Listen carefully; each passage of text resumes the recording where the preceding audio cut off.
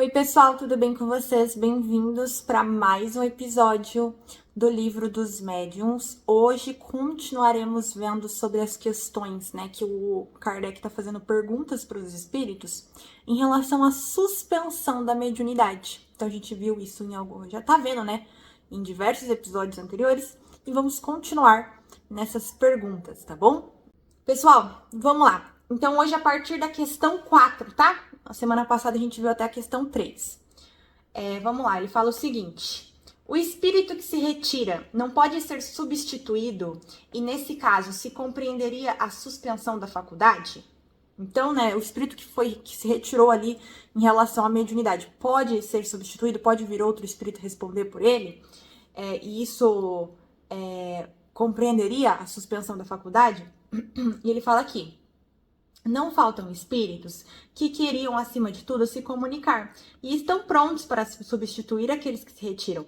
Mas, quando é um bom espírito que deixa o médium, pode muito bem ou não deixar senão momentaneamente e o privar por um certo tempo de toda a comunicação, a fim de lhe servir de lição e lhe provar que sua faculdade não depende dele, médium, e por isso não deve se envaidecer.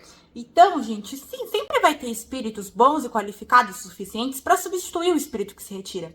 Mas quando é necessário que o médium passe por esse momento sem nenhuma comunicação, ou seja, suspensão total, vai ficar sem ninguém, porque é só momentaneamente. Então, o espírito se retira, mas ele continua lá. Mas ele, não vai conversar, não vai interagir com o médium, para justamente o médium não se envaidecer, não se sentir a última bolachinha do pacote. Infelizmente, gente, há médiums que se acham muito por ter mediunidade. E é estranho, porque, primeiro, que todo mundo é médium. Não é porque você tem uma mediunidade um pouco mais aflorada, uma mediunidade ostensiva, que você deve se envaidecer por isso e achar que você é superior ou que você é melhor por conta disso, tá? Então, é uma lição que o médium tá aprendendo. Por isso que não aparece outro espírito. Mas não quer dizer que não há outros espíritos que poderiam se comunicar facilmente ali, tá? Questão 5. Vêm-se, entretanto, médiuns muito merecedores, moralmente falando, que não experimentam nenhuma necessidade de repouso e ficam muito contrariados com as interrupções das quais não compreende a finalidade. Então, o que ele está falando? Que existe, certos casos que o médium, ele é muito bom moralmente, ou seja, que ele não se acha, que ele é um médium, assim, humilde, não tem problema nenhum, mas mesmo assim há interrupções na mediunidade dele. E aí, o que ele fala? É a fim de pôr a sua paciência à prova e de julgar de sua perseverança. É porque os espíritos não assinalam nenhum prazo para essa suspensão. Querem ver se o médium desanimará. Então, gente, é como se fosse um teste, uma prova. Os médiums, até as pessoas que não são médiums, mas os médiums vão saber mais sobre isso. É muito normal que a gente passe por diversas provas, tá? Vários testes para pôr em prova mesmo a nossa paciência, a nossa resignação, a nossa humildade.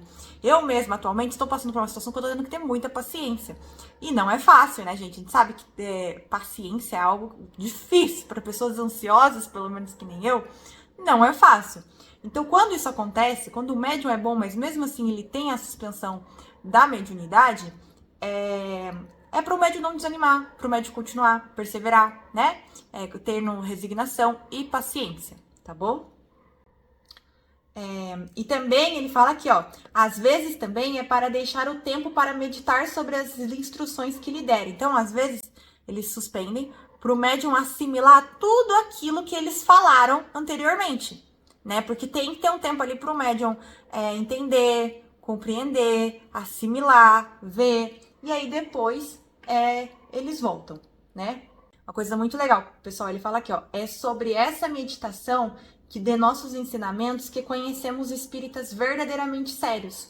Então, será que às vezes a gente quer mediunidade, mas a gente nem medita sobre o que a gente recebe? Reflita aí, pessoal, como as informações que vocês recebem. Eu não tô falando aqui só as informações de espíritos. Os estudos que vocês praticam, seja comigo, seja com outra pessoa, não importa. Os evangelhos que vocês fazem. Vocês buscam, pessoal, ter reflexões sobre isso?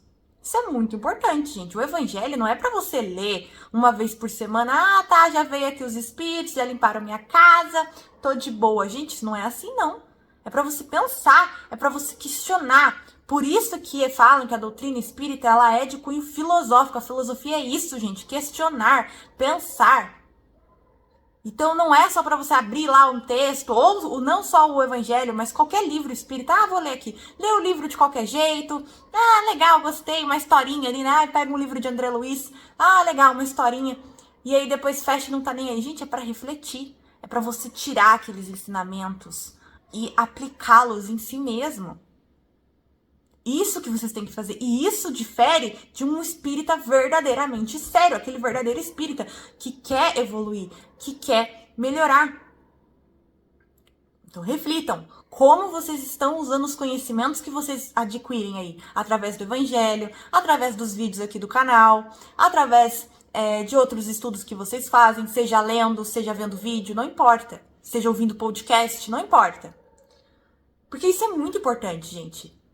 É até bom, foi ótimo ele tocar nesse assunto, porque é normal que a gente deixe pra lá, sabe? Tipo, vamos só ler aqui e pronto. Não, gente, é pra refletir, pra queimar os neurônios, pra vocês pensarem. E aí ele continua aqui, ó. É necessário, nesse caso, que o médium continue suas tentativas para escrever? E ele fala aqui, se o espírito lhe aconselha, sim. Se ele diz para se abster, deve fazê-lo. Então, o que ele fala, né? Se nesses casos, né, que o médium ele é moralmente bom, é só realmente uma prova, algo que ele tá passando ali, ele deve continuar?